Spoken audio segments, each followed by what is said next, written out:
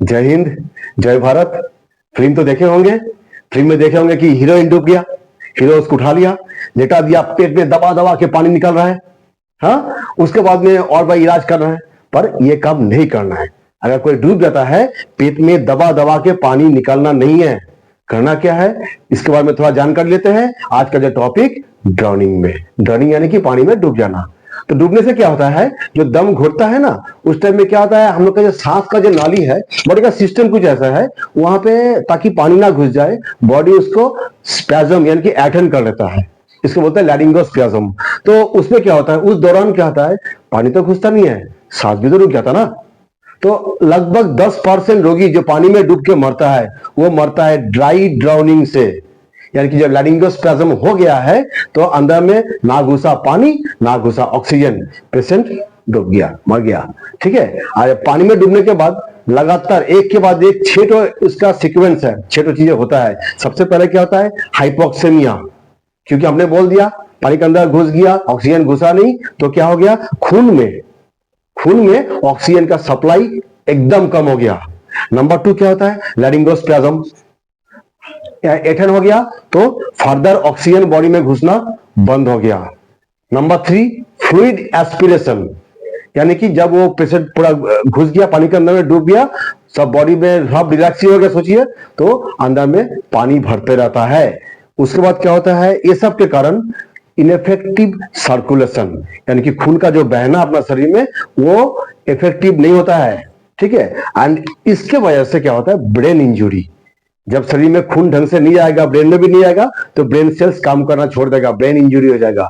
और अगर 3-4 minute brain injury हो गया है, एंड तब तक हमने कुछ नहीं किया, पेशेंट को कुछ ट्रीटमेंट फर्स्ट एड नहीं दिया, तो ब्रेन डेथ हो सकता है। ठीक है। तो क्या होता है ना, ये प्राइमरी इफेक्ट क्या होता है, हाइपोक्सिया, यानी कि टिश्यूज में ऑक्सीजन की कमी, तो सीपीआर करना चाहिए। खैर वो बात तो हम लोग बाद में आते हैं। अच्छा, तो अभी क्या होता है ना, अगर डूबने का जो रोगी है, 3 टाइप का हो सकता है। डूब गया तो उठा लिए, तो वो कॉन्शियस हो सकता है। थोड़ी देर और डूब गया तो सेमी कॉन्शियस, थोड़ा बहुत मतलब कॉन्शियस रहेगा, थोड़ा नहीं रहेगा। और काफी देर तक डूब गया, अनकॉन्शियस। ठीक है, मैंने लिखा है ये चीज। तो डूबने का रोगी जब भी आएगा आपके पास में, चल के भी आ सकता है, नहीं चल के भी आ सकता है, साथ में कोई ना कोई तो लेके आएगा, आपको हिस्ट्री देगा ये कि भाई फलाना आदमी पानी में डूब गया था, उठा के लाया हमने, या फिर खुद ही उठ के आ गया, ऐसा कुछ देगा। फिर क्या होगा, वो बोलेगा, बोल सकता है कि मेरा बहुत हेडेक हो रहा है, माथा में दर्द हो रहा है। और क्या बोल सकता है, उसको उल्टी आने का चांस है। ठीक है, उसका सीने में दर्द होगा क्योंकि पानी भर गया। ठीक है। साइनोसिस, यानी कि शरीर में ना ऑक्सीजन का जब कमी होता है, ये सब चीजें ना, ये हुआ कान का, ये हुआ नाक का, ये हिस्सा, नाखून, ये सब हिस्सा ना नीला पड़ जाता है, दैट इज कॉल्ड साइनोसिस। वो आपको दिखेगा। अगर डॉक्टर साहब चेक करेंगे, या फिर ऐसी सांस लेगा जोर जोर से, उसमें सिट्टी का आवाज आएगा, या व्हीज जिसको बोलते हैं, व्हीज, उसका आवाज आएगा। अच्छा, मुंह से उसका झाग आ सकता है। ठीक है, ये सब चीजें आपको मिलेगा। अब साइनल सिम्पटम्स क्या होगा, आप डॉक्टर साहब जब चेक करेंगे, उसको साइनल सिम्पटम्स मिलेगा, क्या मिलेगा, उनका ट्रैकिकार्डिया मिलेगा, यानी कि पल्स जो है ना बहुत फास्ट, धड़कन बहुत तेज हो जाएगा। ठीक है।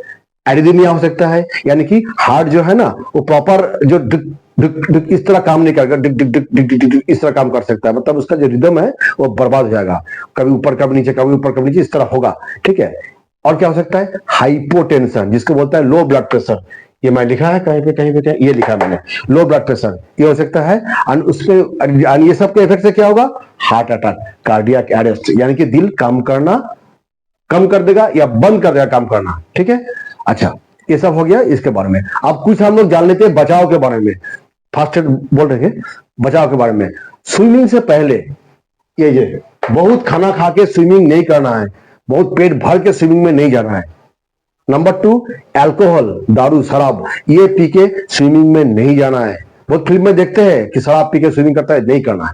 ठीक है। अच्छा, जब अगर थक गए हो, स्विमिंग करते करते थक गए, या फिर बहुत भी थकान है, उस टाइम में पानी में डुबकी नहीं लगाना है। क्या पता आपका मसल्स काम करना छोड़ दे, आप अपने आप को तैर के पानी के ऊपर फ्लोट नहीं कर सके, इसीलिए थका हुआ बॉडी में स्विमिंग नहीं करना है। अच्छा, अगर किसी का फिट्स है, एपिलेप्सी जिसको सीजर बोलता है, मिर्गी की रोगी, इन लोगों को पानी में स्विमिंग नहीं करना है।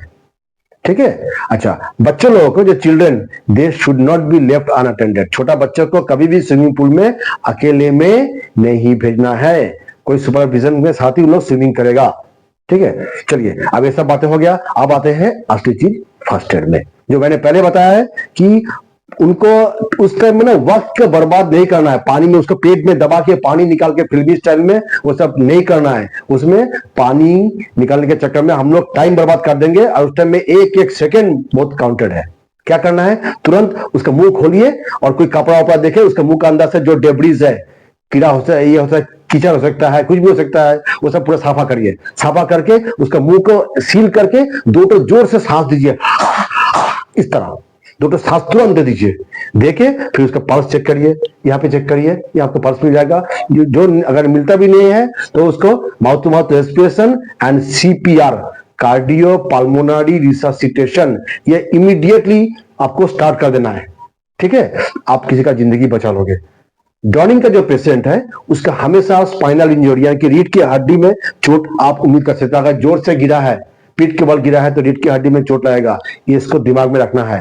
एंड काफी देर तक अगर पानी के अंदर रह गया, उसका शरीर का तापमान बहुत कम हो जाएगा, दैट इज कॉल्ड हाइपोथर्मिया। तो आपको ये दोनों बात ध्यान रखते हुए फर्स्ट एड का इनिशिएट करना है। अच्छा, अब यह पेशेंट को फर्स्ट एड करने के बाद में पेशेंट को लेके आए हॉस्पिटल में। हॉस्पिटल में क्या करेगा, डॉक्टर साहब है वहां पे, वो कंप्लीट चेकअप करेगा। ठीक है, सबसे पहले क्या करेगा, सबसे पहले वो क्या करेगा, वो एयरवे सपोर्ट देगा।